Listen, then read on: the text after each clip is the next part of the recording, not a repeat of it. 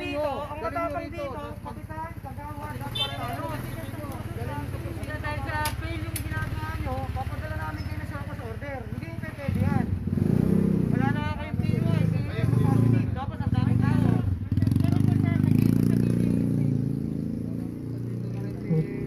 Sa hati kayong dalawa sa barangay na yan, mag-ausap na kayo.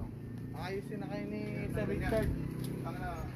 Yung malibay, inayos natin siya. Nakita mo? Hindi ba pwede ano? Yung malibay, Masample lang eh. May habol na matapos. talaga. Yung sinasabi ko eh. Sa malibay ho, talaga kunin nyo. Sa malibay ho, sa talipa pa, ang umayos nung kami. Dahil parati namin ino-operate, dadalo ko sa order ng mga kapitan, nagtalaga sila ng mga kagawad para maayos yung lugar nila. May taw-kataw ka sila ng araw. Ayan na po siya. Hindi yung kasi pwedeng ganyan. Edgardo Kada. DILG nagpunta, tapos ganyan. Kayo? O, tama-tama. Meron pa akong isa-isa. Gamitin na kami. Sabihin mo na nagagalit kasi DILG, kaysa naman ako nakasuha. Nandiyan na rin yung isang kapitan, nandiyan na, para makausap natin. Walang problema kahit mag-open tayo magdamag ng hapon o ng curfew. Hindi problema, bawal ang tigit-tigit sama-sama. Alam po kasi nila sir, ano yung oras ng labas 3 to 5 yan. Kaya 5 Ang sito pa, ito pinalalabas na po yung mamimili nila. Nag-iigot po yan sa DILG eh. Kasi po naka-live po ako, bali nanonood po si Undersecretary Martin Dino at lahat po ng boss sa DILG. Kap, bali sa DILG po kami, kay Yusek Martin Dino po. Kasi po nadat na namin kanina, ang dami po talagang tambay kanan at kaliwa po.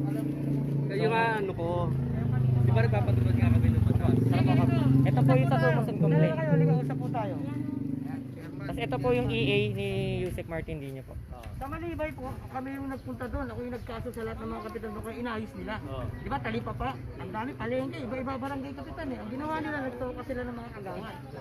Para maayos po, tinukahan nila. Nakita nyo naman yung Malibay. Hindi namin napadala ng show.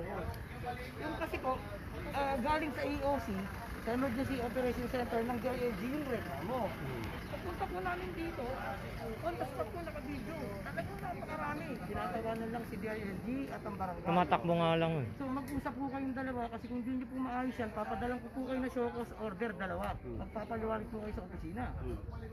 Pagdating kasi ng alas Ganito po, 5. paliwanag ko muna sa Che. Pag napadalang ka kasi ng show cause order, ang ibig sabihin ng show cause order, yung parating reklamo. Yung pong parating reklamo, Che, yun ang yun. Kasi ang reklamo dito, ECQ. Yan ang ECQ, yun ang Sa EOC. mahal na presidente, alam mo naman natin. Saka pag DILG ang bumaba, siyempre po iba po yun. Kahit tayo nagmamandato dyan, tayo nagpapatupad, dapat po tayo po ang matapang dito, chairman, at kagawad at tanod.